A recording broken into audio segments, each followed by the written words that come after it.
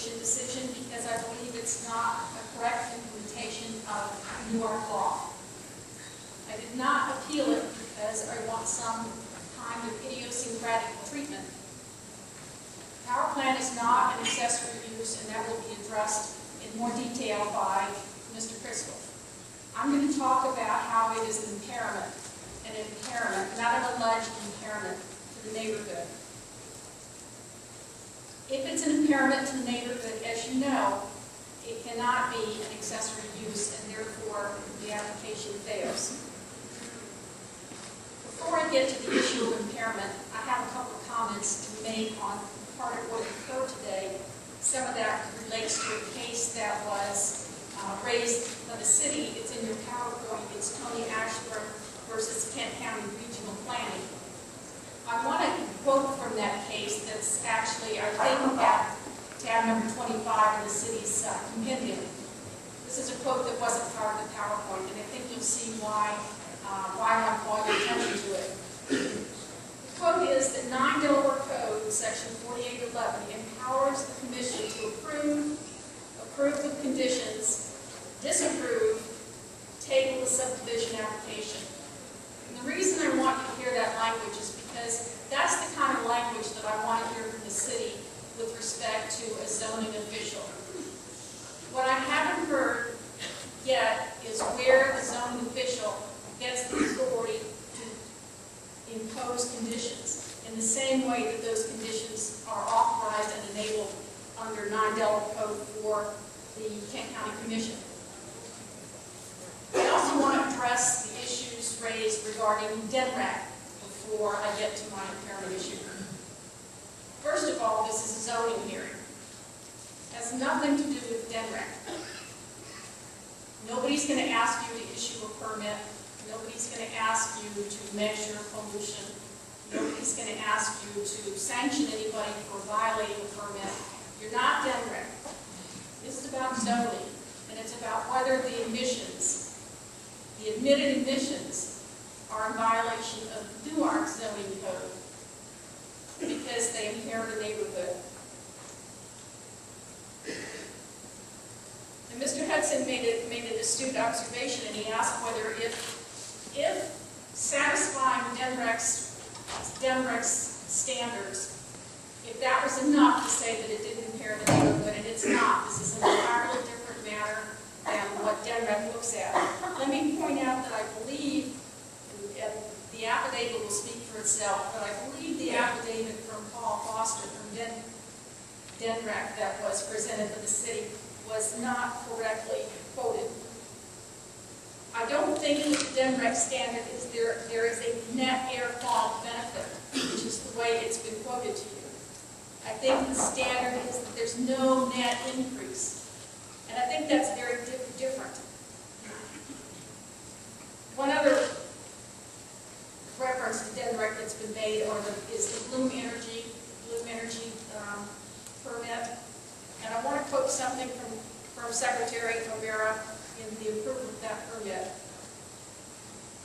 Secretary O'Mara said, if the facility displaces some of the 59% PJM coal-fired generation or even gas-fired generation, then the air improvements would be even greater.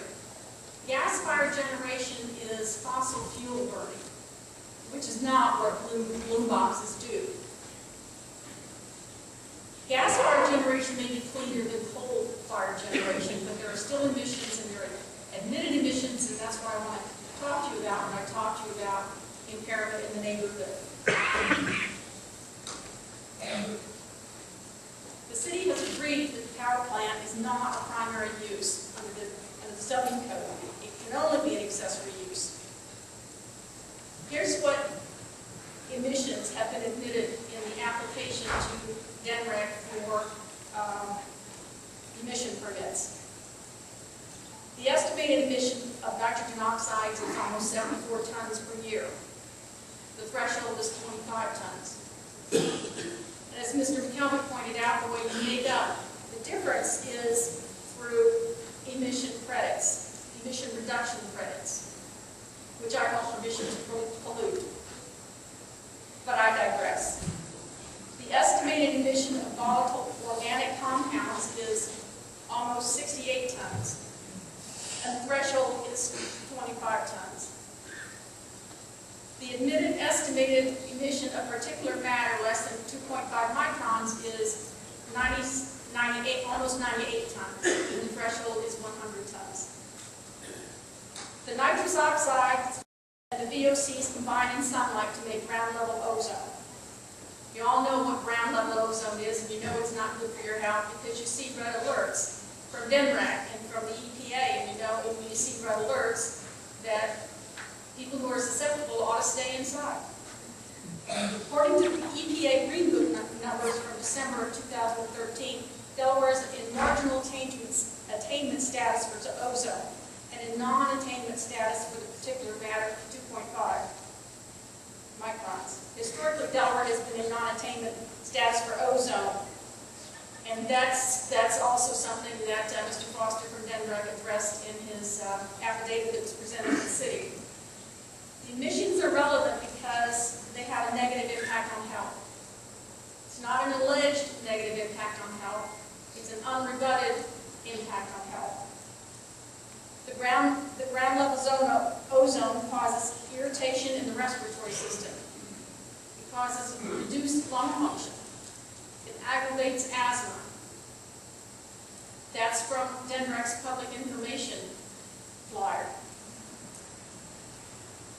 The 2008 threshold attainment for the 8-hour ozone was lower because there was more evidence that the health effects were more adverse than thought. Children and elderly and those with respiratory disease are more likely to suffer when ozone reaches critical levels. The VOCs, the nitrogen oxides that I spoke about earlier, these are the precursors to ozone. Particulate matter under 2.5 microns is inhaled deep into the lungs and it stays there. And according to the EPA, it can cause an increase in premature death, particularly in the elderly or those with heart or lung disease. These facts have not been rebutted either by the company or by the city. The particulate matter causes aggravation of cardiovascular illness, leading to hospitalization for children and people with lung disease. Causes decreased lung function, particularly in children and asthmatics. It leads to increased loss of work, increased loss of school, and more emergency visits. These are not alleged impairments, these are facts. The impairments are facts, the emissions are facts, the negative health effects are undisputed. Here's the dispute. And this is a dispute about the definition of the word neighborhood. The city has described the neighborhood as something that is bordered by the artificial zoning borders. Neighborhood is supposed to be defined according to Webster's Unabridged Dictionary, and that's because the municipal code says that you look to Webster's Unabridged Dictionary for the definition of terms used therein. And here's what the dictionary says, the Webster's Unabridged Dictionary says. It says the quality or condition of being a neighbor, the state of being or dwelling near, proximity, a place near, vicinity, adjoining district, a region, the inhabitants of which may be counted as neighbors, as he lives in my neighborhood. This is the dictionary definition that you use when you're deliberating, you're thinking about where is the neighborhood.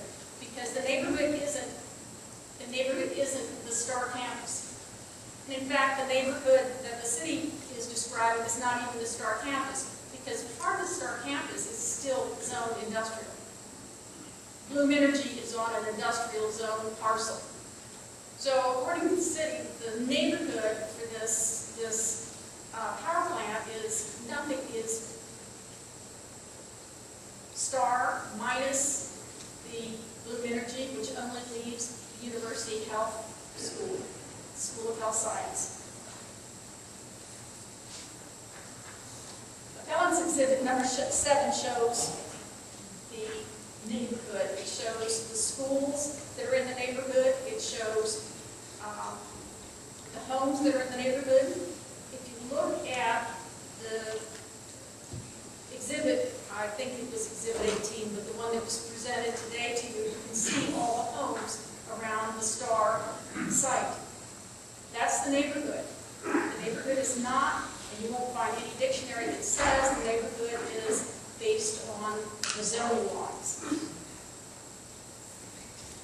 there's a lot of information that is not helpful. And that information relates to what the emissions at Chrysler were. Nobody cares, because Chrysler isn't there anymore, and that has nothing to do with the law in terms of whether there is an impairment to the neighborhood because of the accessory use. This is enough. You have enough in front of you right now to find that the accessory use impairs the neighborhood because it's unrebutted that the health effects result from the emissions that are admittedly going to flow from this site. Now, the remainder of my time I want to give to the additional appellants who have a presentation. Unless there's any questions, I would like to save 10 minutes for rebuttal. Any questions, Ms. Hoffman? No? May I pose an objection?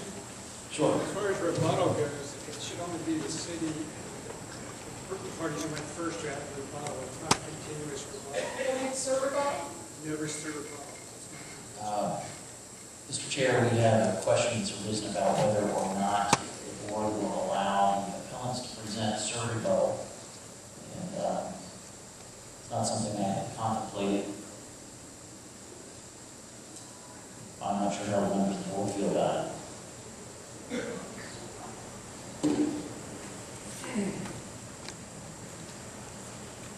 It would be my understanding that the appellants are the ones bearing the burden in this case. Given that factor, I believe that the appellants should have the right to the rebuttal. It seems that, in my opinion, that we did mix up the order based on that, and therefore I would say that the speaker is that. So says the board. Mr. Walton, I believe we will proceed and allow the appellants to have Sir rebuttal. Okay. So Ms. Hoffman, by my count, we begin at 7:35.